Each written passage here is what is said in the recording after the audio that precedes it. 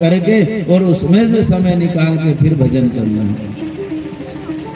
कितना काम है गृहस्थों के पास, सन्यासी को कोई काम नहीं, नहा धो करके भजन ही करना है दिन भर। यहाँ गोपियों से कहा तुम पुनः अपने गृहस्थ में जाओ और भजन करते रहना। गोपियां भगवान को प्रणाम करके फिर से और अपने घर आई। उसी के बाद में एक दिन नारद जी आए और नारद जी ने कंस से कहा, कंस क्या हाल है?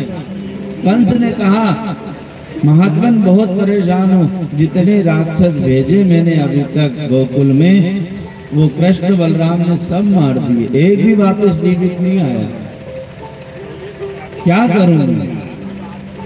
तो नारद जी ने कहा एक उपाय मेरे पास है, क्या?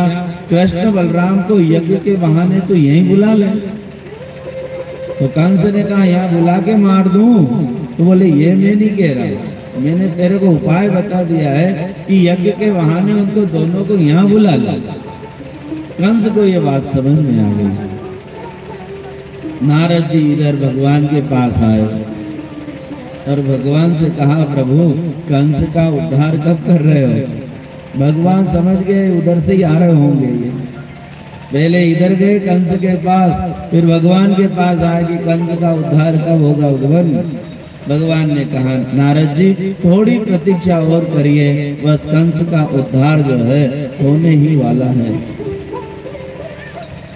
कंस ने अक्रूर जी को बुलाया और अक्रूर जी से कहा, अक्रूर जी आप जो है कृष्ण बलराम को दोनों को यज्ञ के बहाने यहाँ लेकर के आओ मथुरा। अक्रूर जी ने मना कर दिया, कंस में कृष्ण बलराम को नहीं लाऊंगा। अक्रूर जी को मृत्यु का भय दिखाया कि अगर तुम नहीं जाओगे तुमको कारागृह में बंद कर देंगे, जेल में डाल देंगे। अक्रूर जी ने विचार किया कि ये दुष्ट है, ये कुछ भी कर सकता है, मरने से पहले मैं कृष्ण बलराम के दर्शन तो कर लूं। अक्रूर जी गए, बड़े विचार में पड़े थे, धीरे धीरे करके और संध्या के समय जो है अक्रूर जी वृंदावन पहुंचे और वृंदावन में जाकर के जैसे ही अक्रूर जी पहुंचे, भगवान कृष्ण और बलराम ने प्रणाम किया और नंद भवन में लेकर के पहुंचे रात्रि में। और यहाँ पर चर्चा हुई है नंद बाबा, यशोदा मैया और अक्रूर जी की। अक्रूर जी ने सारे समाचार सुना दिए और उसके बाद बड़ी हिम्मत करके कहा, बाबा मैं कृष्ण और बलराम को लेने आया हूँ। क्यों? कंस ने बुलाया है। यशोदा मैया ने तुरंत कहा, अक्रूर जी आपको चाहे बुरा लगे लेकिन मैं बीच में बोल रही हूँ, कह रही हूँ कृष्ण बलराम को मैं कभी भी कंस के पास नहीं भेजूंगी। अक्रूर जी ने कहा, क्षमा करें माँ, लेकिन मैं उनको लेने आया हूँ और लेकर ही जाऊंगा। जब माँ ने बार बार मना किया मैं नहीं भेजूंगी नहीं भेजूंगी, तब फिर अक्रूर जी ने कहा कि माँ ये तुम्हारे पुत्र नहीं है, ये देवकी वसुदेव की संतान है, ये कृष्ण बलराम दोनों, उनको लेने आया हूँ। जैसे ही ये शब्द सुना, आज यशोदा मैया के ऊपर मानो वज्रपात हुआ है कि कृष्ण मेरा बालक नहीं है। बहुत रोई, बहुत दुखी हो गई।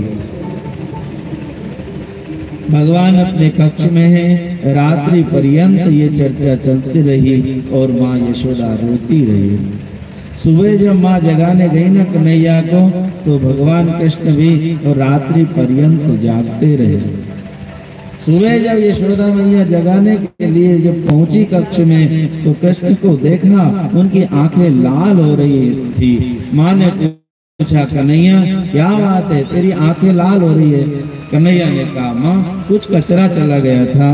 बोले नहीं, बात कुछ और है, तूने मेरे से बहुत झूठ बोले जीवन में, लेकिन आज ये तेरा झूठ तेरे से ही नहीं छुप रहा है, तू रात्रि पर्यंत रोता रहा। भगवान ने माँ के अंक में आकर के और कहा, माँ अब मेरे को जाना पड़ेगा। बहुत रोए माँ से लिपट करके कन्हैया। माँ ने कहा, बेटा अगर मेरी इसमें थोड़ी सी भी अगर बात होती ना तो मैं तेरे को कभी मेरे से अलग नहीं करती, लेकिन अक्रूर जी ने जो बात कही है इसके बाद में